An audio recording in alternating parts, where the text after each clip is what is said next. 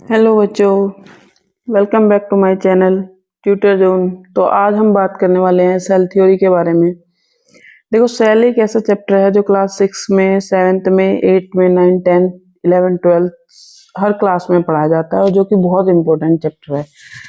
इसमें आज हम जानेंगे सेल होती क्या है और सेल का मेन फंक्शन क्या होता है और क्या क्या इसके कैरेक्टरिस्टिक्स होते हैं और सेल कितने प्रकार की होती है, प्लांट और एनिमल सेल्स में क्या डिफरेंस होता है। तो सबसे पहले हमारे माइंड में 3 क्वेश्चन आते हैं। Number first, what is a cell. Number 2, how was it discovered and what are their tenets of cell theory. मतलब सेल थ्योरी के क्या क्या टेंटेंट है और किस किस ने सेल थ्योरी दी है। तो व्हाट इज अ सेल। देखो, सेल क्या होती है। Cell are the primary building blocks of life. They come in all shapes and size. Some cells are also small, can only be observed under a microscope, but some are large enough to be held like eggs.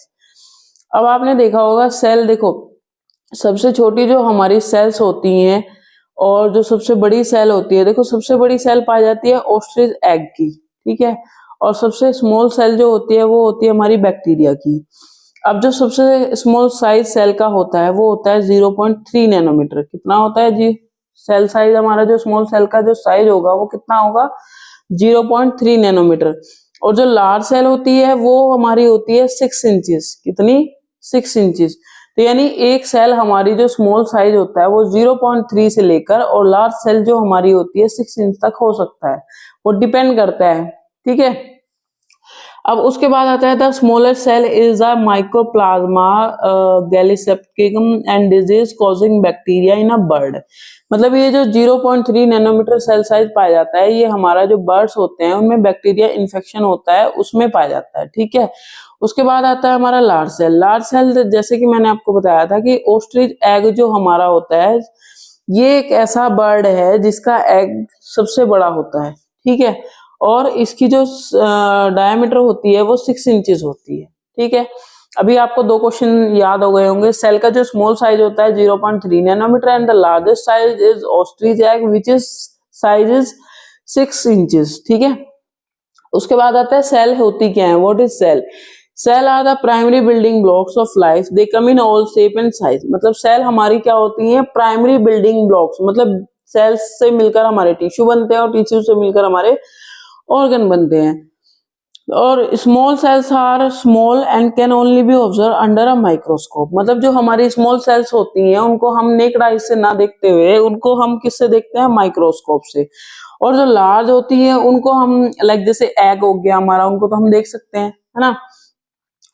उसके बाद आता है हमारा, देखो ये हमारे पास बहुत सारे सेल्स के एग्जांपल है। जैसे हमारा बैक्टीरिया हो गया, रेड ब्लड सेल्स होगी, नर्व सेल होगी, कोलोमेरल एपिथेलियल सेल होगी, स्केलेटन मसल सेल होगी, फैट सेल होगी, smooth muscle, skin cell, algae. अब देखो जो बैक्टीरिया सेल्स होती हैं वो किसके अंदर पाई जाती हैं, बैक्टीरिया के अंदर। रेड ब्लड सेल्स हमारी किसके अंदर पाई जाती है, ब्लड के अंदर। और नर्व सेल हमारी किसके अंदर होगी, ये जो हमारी नर्व सेल होती है ये हमारी पाई जाती है हमारे ब्रेन में, ठीक है, यानी नर्व सिस्टम में। उसके बाद आती है हमारी स्केलेटन मसल सेल जो हमारी मसल्स में पाई जाती है। फैट सेल्स हमारी फैट में मिलेंगी और स्किन सेल हमारी स्किन में होती है। एल्गी आपको पता ही है, एल्गी हमारी एक फंजाई होती है जिनके अंदर ये सेल्स हमारी क्या होती हैं, पाई जाती हैं। उसके बाद आता है आपको नेक्स्ट क्वेश्चन हमारा, डिस्कवरी ऑफ सेल। सेल की डिस्कवरी किसने की, cells were first recorded by Robert Hooke. किसने, रॉबर्ट हुक ने की थी 1665 में। सेल को सबसे पहले रॉबर्ट हुक ने देखा था एक कॉर्क में, डेड कॉर्क सेल्स में, by the help of microscope. उन्होंने इस सेल को डिस्कवर किया था 1665 में, बट इसको इम्प्रूव हमारे जो थे जर्मन साइंटिस्ट ने किया था, ठीक है। जैसे सेल थ्योरी के अंदर हम किस चीज को कवर करेंगे, जो जर्मन साइंटिस्ट थे उन्होंने फर्दर इसमें क्या क्या इंप्रूवमेंट किए, क्या अपने आइडियाज डेवलप किए। जैसे जर्मन साइंटिस्ट हमारे Theodor Schwann, Matthias Schleiden and Rudolf Virchow constructively developed the classical cell theory. मतलब उन्होंने क्या दी, क्लासिकल सेल थ्योरी दी। उन्होंने बताया it is a principle in biology that a fundamental in our understanding of all living organism summarize into 3 tenet. मतलब उसके 3 tenet दिए उन्होंने, क्या क्या, all organism made up of cells. देखो जितने भी लिविंग बींग्स होते हैं, इवन नॉन लिविंग्स होते हैं, वो हमारे किससे बने होते हैं? सेल से। A living organism can be made of just one cell. मतलब हमारा जो अमीबा होता है, जो हमारे एक सिंगल सेल एनिमल होता है, वो उसको हम बोलते हैं यूनिसेलुलर। वो हमारा किससे बनता है? सिंगल सेल से, और उसको हम क्या बोलते हैं? Amoeba. Trillions like the human body. मतलब जो ट्रिलियंस होते हैं वो होते हैं हमारे ह्यूमन बॉडी की जैसे। ठीक है, उसके बाद आता है हमारा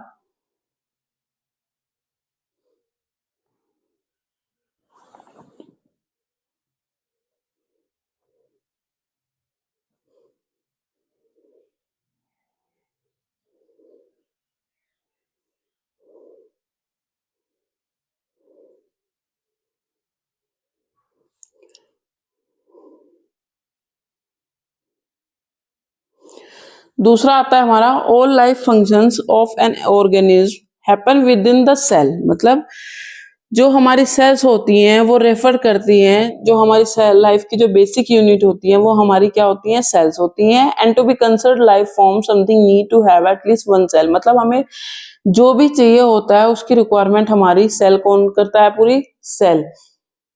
ठीक है, उसके बाद आता है all cells come from other cells that are already existing. मतलब हमारी एक सेल से दूसरी सेल बनती है। कैसे? A cell can not exist spontaneously nor come out of a non living things. मतलब जो हमारी नॉन लिविंग थिंग्स होती हैं उनसे हमारी जो सेल्स होती हैं वो कभी भी नहीं बाहर आती। हमारे जो लिविंग ऑर्गेनिम्स होते हैं उनमें हमारी सेल्स क्या होती हैं? डेवलप होती रहती हैं। दूसरा आता है summing of cells. Summing of cells मतलब जैसे देखो, ये हमारी क्या हो गई? एक सेल्स हो गई, ये इसके ऑर्गेनेल्स हो गए। जैसे ये माइटोकॉन्ड्रिया हो गया, ये आपका न्यूक्लियस हो गया, इसके अंदर न्यूक्लियोइड हो गया, ये सेल हो गई, तो उसके अंदर साइटोप्लाज्म हो गया, ये सेल मेम्ब्रेन हो गई, ये आपका वैक्यूल्स हो गया, ये आपका एंडोप्लाज्मिक रेटिकुलम और गोल्गी बॉडीज हो गया। अब देखो, cells are the building blocks of life. मतलब सेल्स हमारी क्या होती हैं? Building blocks of life. मतलब सेल से ही मिलकर हमारा जो शरीर का स्ट्रक्चर होता है वो बनता है। यानी सेल से टिश्यू बनते हैं और टिश्यू से हमारे क्या बनते हैं? ऑर्गन। उसके बाद आता है the development of the cell microscope lead of the discovery of cell. मतलब उसके बाद माइक्रोस्कोप में फर्दर इसको डेवलपमेंट करने के लिए इसको डिस्कवर किया गया। कैसे? The three tenets of cell theory state that all organism have cells. मतलब जितने भी ऑर्गेनिज्म होते हैं वो हमारे क्या होते हैं? उनके पास सेल्स होती है। And cells make life functions happen. मतलब सेल्स क्या करती है? फिर हमारे जो लाइफ फंक्शंस होते हैं उनको एक्टिव करती है। And cell can only come from other living cell. मतलब सेल आपको डेड लिविंग थिंग से नहीं मिलेगी, आपको वो लिविंग बीइंग से ही मिलेगी। चाहे वो फिर आपका बैक्टीरिया हो, चाहे एल्गी हो, चाहे फिर ह्यूमन बॉडी हो, या फिर आपका कोई भी प्लांट हो। ओके, उसके बाद आता है do you remember the definition of organelle. क्या आपको पता है कि ऑर्गेनेली की डेफिनेशन होती क्या है? देखो, ऑर्गेनेली क्या होते हैं? जो हमारी बॉडी के अंदर जो यानी हमारी सेल के अंदर पाए जाते हैं। जैसे organelle are the different structure inside of a cell that each have different job और functions to complete within the cell.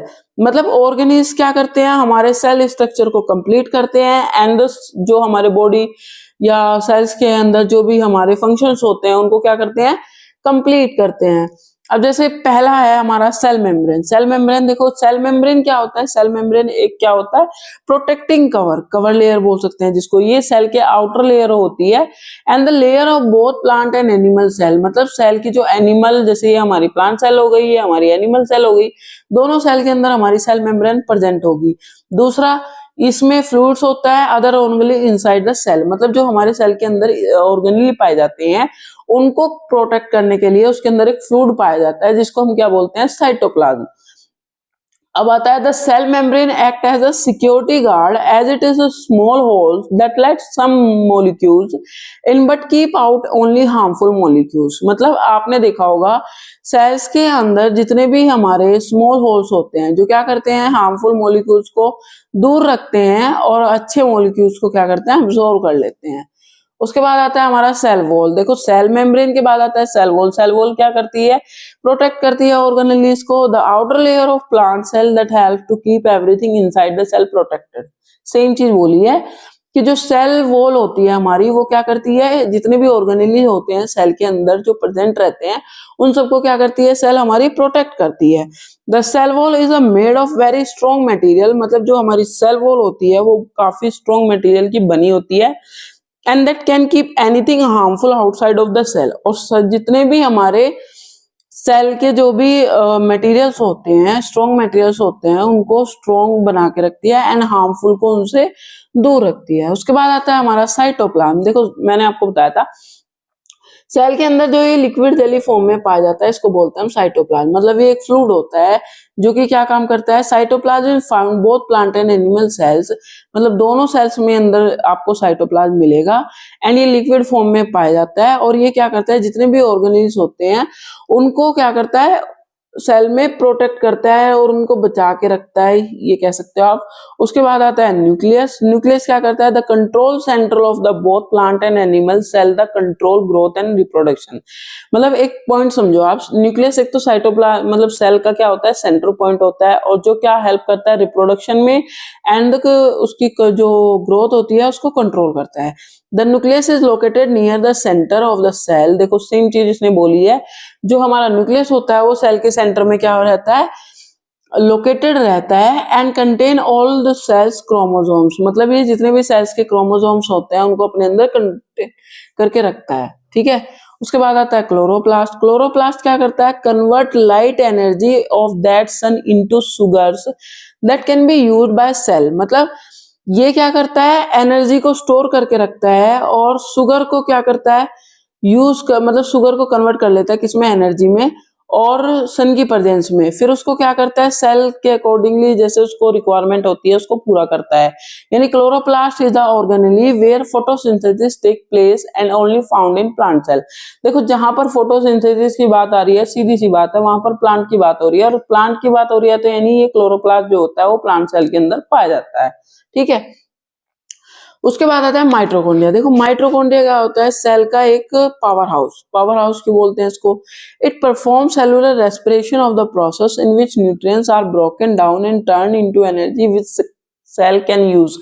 मतलब ये सेल्स के जो भी ये कह सकते हो आप, रेस्पिरेशन के बाद में जो भी न्यूट्रिएंट्स ब्रोक होते हैं उनको एनर्जी में कन्वर्ट करता है, और जिसको सेल क्या करती है, बाद में यूज कर लेती है। So mitochondria is found in both plant and animal cell. देखो जब पावर हाउस की बात हो रही है तो प्लांट और एनिमल सेल दोनों में पाया जाएगा एंड इसको हम पावर हाउस बोलते हैं सेल का। ठीक है, उसके बाद आता है गोल्जी एपरेटस।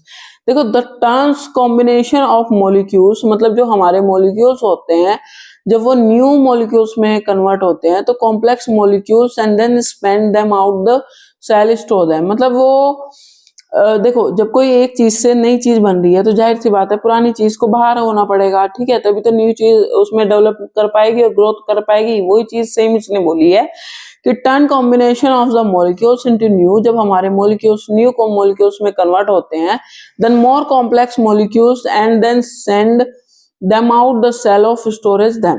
ठीक है, वो उनको क्या करता है, स्टोरेज कर लेता है।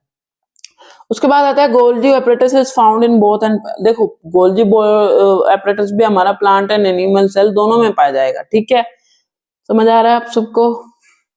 उसके बाद आता है smooth endoplasmic reticulum. Endoplasmic reticulum, देखो एंडोप्लाज्मिक रेटिकुलम की स्ट्रक्चर ये दी हुई है जो कि हमारी न्यूक्लियस के साथ में अटैच रहती है। ठीक है, कहाँ पे है, ये दी हुई है। ठीक है, उसके बाद an organelle attach to the nucleus, मतलब ये न्यूक्लियस के साथ अटैच रहती है and the important in creation to storage of lipid. मतलब ये क्या करता है, जो हमारे लिपिड्स होते हैं उनको क्रिएट करता है एंड स्टोरेज करता है। Smooth ER is found in both plant and animal cell, मतलब ये भी प्लांट और एनिमल दोनों सेल में पाया जाएगा and it's like tube grooves, मतलब ये ट्यूब की फॉर्म में प्रेजेंट रहता है। उसके बाद आता है रफ एंडोप्लाज्मिक रेटिकुलम। देखो रफ एंडोप्लाज्मिक क्या होता है, अभी तो आपने पढ़ा स्मूथ जो कि हमारा न्यूक्लियस से कनेक्ट रहता है, दूसरा वो लिपिड्स को स्टोरेज करता है, और रफ क्या करता है, rough work with ribosome attach to it help. देखो स्मूथ हमारा न्यूक्लियस के साथ अटैच था और रफ हमारा राइबोसोम के साथ अटैच है, जो क्या करता है synthesis and packaging of protein, मतलब ये प्रोटीन को पैक करता है एंड सिंथेसाइज करता है। Rough endoplasmic reticulum find both in plant and animals, मतलब ये भी दोनों सेल में पाया जाता है और अटैच रहता है न्यूक्लियस एंड राइबोसोम से। उसके बाद आता है वैक्यूल। देखो वैक्यूल से ही समझ आ रहा होगा आपको कि ये खाली स्पेस होता है, यानी ब्लैंक स्पेस होता है। ये होता है a storage bubble that stores food and nutrients the cell need to survive. मतलब ये क्या करता है, सेल के फूड को स्टोर रखता है, जैसे सेल को सर्वाइव करने के लिए जैसे जैसे रिक्वायरमेंट फूड की पड़ती है तो ये सेल को क्या करता है, फूड प्रोवाइड करता है। So vacuole are found in both plant and animal cell, क्योंकि देखो प्लांट और एनिमल सेल दोनों को हमारे फूड की जरूरत पड़ेगी। उसके बाद आता है राइबोसोम्स। देखो राइबोसोम्स क्या होता है, small organelle that build long chain amino acid for the cells. मतलब ये हमारा स्मॉल ऑर्गेनेली होता है जो क्या करता है, अमीनो एसिड्स की चेन बनाता है सेल के लिए। And ribosomes also found in plant and animal cell, ठीक है। उसके बाद आता है प्रोक्सिसोम्स। प्रोक्सिसोम्स क्या होते हैं, an organelle that digest nutrient and help the break down toxic material. मतलब ये क्या करते हैं, एक डाइजेस्ट करते हैं न्यूट्रिएंट्स को और हेल्प करते हैं जो टॉक्सिक मटेरियल होते हैं उनको तोड़ने में, ठीक है। और प्रोक्सिसोम्स भी हमारे बोथ एंड एनिमल सेल दोनों में पाए जाएंगे। एंड ये डाइजेस्टिव एंजाइम होते हैं in their membrane to digest nutrient, मतलब ये मेम्ब्रेन के अंदर जितने भी एंजाइम्स होते हैं उनको डाइजेस्ट करते हैं। And amino acid, cholesterol and हमारे फैटी एसिड्स होते हैं उनको भी डाइजेस्ट करने में हेल्प करते हैं। देखो लाइसोसोम्स। लाइसोसोम्स क्या है, हमारे help to digest and break down food in the cell with the help of enzyme that is stored here. मतलब लाइसोसोम भी हमारे क्या करते हैं, जो हमारे एंजाइम्स होते हैं उनको ब्रेक डाउन करते हैं एंड देन स्टोर करते हैं हमारी सेल की रिक्वायरमेंट के लिए। And lysosomes are only found in animal cell. Lysosomes हमारे खाली किसमें पाए जाएंगे, एनिमल सेल में। अब आती है माइक्रोट्यूबुल्स। माइक्रोट्यूबुल्स क्या करते हैं, help to provide structure that cells also help with the cell division. मतलब ये क्या करते हैं, सेल डिवीजन में हेल्प करते हैं। And microtubules are only found in animal cell, मतलब ये खाली इसमें पाए जाते हैं एनिमल सेल में। उसके बाद आता है सेंट्रियोल्स। सेंट्रियोल्स क्या करते हैं, help the cell divide into during mitosis and meiosis. मतलब हमारा सेल का डिवीजन होता है दो तरीके से, माइटोसिस एंड मियोसिस। उन दोनों डिवीजन में हेल्प करता है कौन, हमारा सेंट्रियोल। अब centriole are only found in animal cells are made up of multiple microbe. मतलब ये जो सेंट्रियोल्स होते हैं ये हमारे मल्टीपल जो माइक्रोट्यूबल्स होते हैं उनसे मिलकर बने होते हैं और एनिमल सेल में प्रेजेंट होते हैं। उसके बाद आता है हमारा सेल चैप्टर खत्म होता है इसी के साथ। अगर आपको ये चैप्टर पसंद आया हो और आप चाहते हो कि मैं फर्दर इस चैप्टर को और डिटेल में एक्सप्लेन करूं तो आप प्लीज इस वीडियो को लाइक, शेयर एंड चैनल को सब्सक्राइब कीजिए। उम्मीद करती हूँ आपको ये चैप्टर समझ आया होगा। धन्यवाद।